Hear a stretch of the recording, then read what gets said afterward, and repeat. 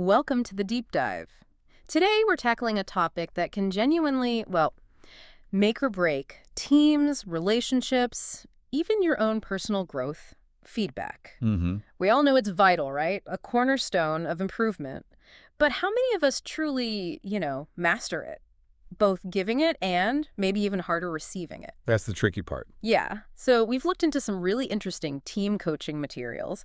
They reveal it's not just about techniques, it's almost a subtle art. It really is. Our mission today, let's extract the most practical, maybe surprising nuggets, give you a shortcut to mastering this crucial, often kind of intimidating skill. Absolutely. Feedback often gets a bad rap, doesn't it? Yeah. Seen as a challenge, something to dread, maybe even avoid altogether. Definitely. But when you approach it with the right mindset, and importantly, the right tools, it stops being this awkward thing. And becomes... It becomes a powerful catalyst for improvement. So what we'll explore today isn't just what feedback is, but really how to engage with it, how to turn those potentially uncomfortable moments into genuine opportunities. Transforming trepidation into precision. I like that. Exactly. Okay, so let's unpack that. How do we get precise when we're giving feedback? Our sources talk about this clear, structured approach. It's called the EARN technique. EARN, yeah. They describe it as being like holding a mirror up to the team, focusing on observable behavior to help improve performance. The core idea seems to be that regular, well-delivered feedback keeps people engaged, motivated, and, always improving. And a huge part of that, something the source really drills down on, is objectivity. Right. It says feedback must be about the observed behavior, not about judging the person, not about guessing their intent. Why is that so critical? Well, think about it. If you feel judged or attacked, what happens? Defenses go straight up? Exactly. You shut down. But if you strip away the judgment, the personalization, you invite reflection instead of resistance. The feedback is much more likely to actually land, to be heard. Okay, so objectivity is the foundation. But, how do we actually do that, especially when things might feel a bit tense? That's where EARN comes in. It gives you that structure. Think of it like 4 pillars for a constructive chat. Right. The blueprint. Let's walk through them. EARN. Okay, so first up, E is for event. Event. Setting the scene. Precisely. Right. You describe the situation, what was happening, when did it happen, where. Why the specifics? Because it anchors the whole conversation in reality.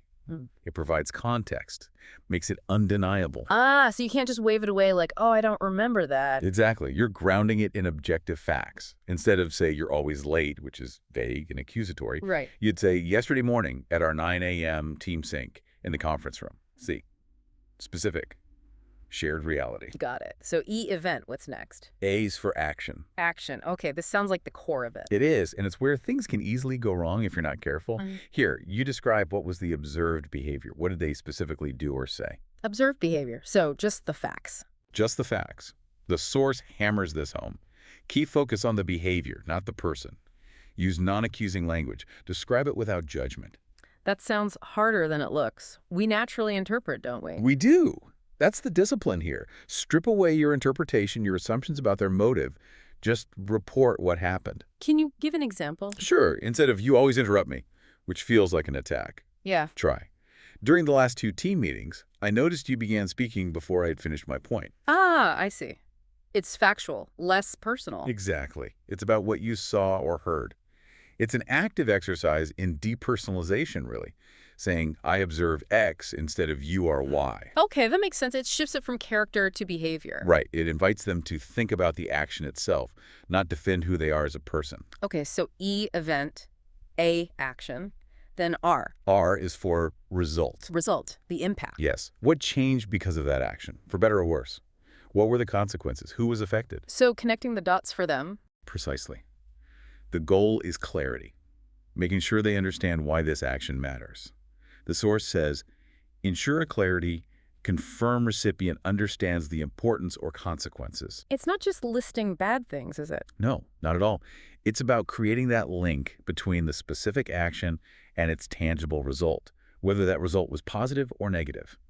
So if someone met a deadline early, the result might be that allowed the design team to get started ahead of schedule, which was great for morale. And if they missed one? Then the result isn't just you missed the deadline.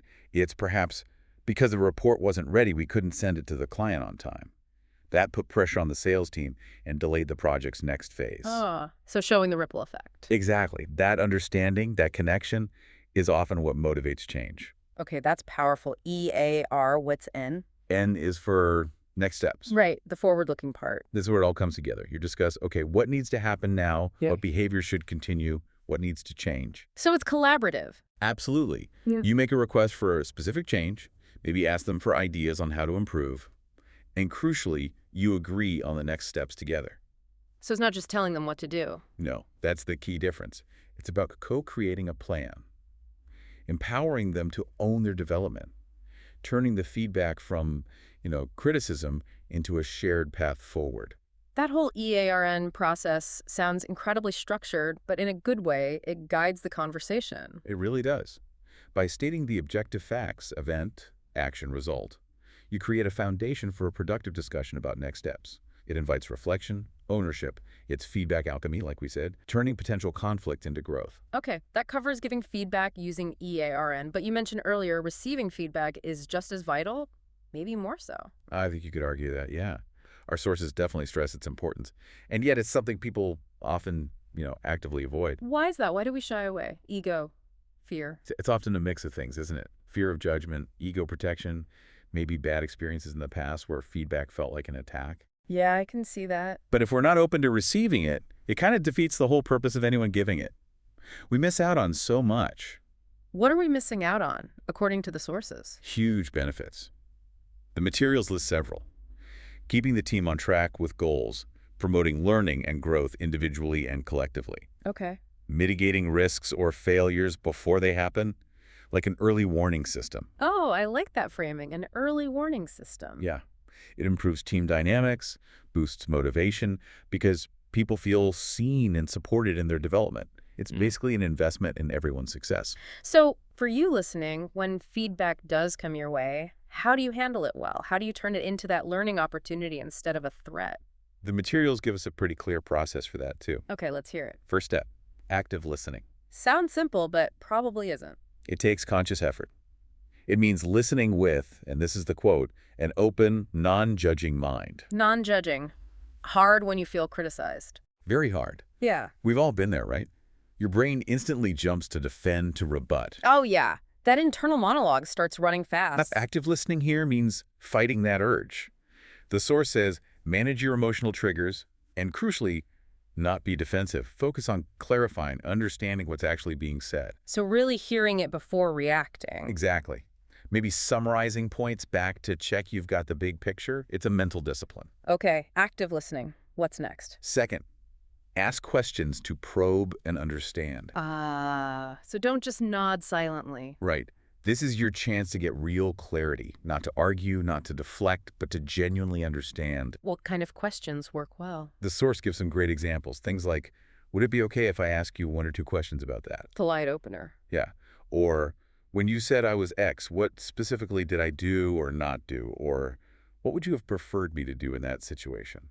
Those are good. They're about understanding the specifics and the desired alternative. Exactly. They show you're engaged, you're taking it seriously, you want to learn, not just waiting to disagree. Okay. Active listening, asking probing questions. What's the final step? Finally, close off with a sincere acknowledgement. Just saying thanks. A sincere thanks. Acknowledge the effort they took. Giving feedback isn't always easy either. It takes courage. True. So close the loop. Recognize their contribution. Show you appreciate the input, even if parts were difficult to hear. It reinforces that positive feedback culture, makes future conversations easier. So listen openly, ask questions to understand, and then acknowledge the effort. That's the core of it. And what really stands out is how critical this receiving part is for team performance. It demands letting go of ego, listening openly. That's how teams really learn and achieve amazing things. It sounds like it fosters that environment of continuous improvement we talked about, not just a buzzword, but how the team actually operates. Exactly. When you apply these strategies, you don't just hear feedback, you integrate it. You internalize it for actual change. That's the goal. So as we wrap up this deep dive, it's clear feedback isn't just, a chat.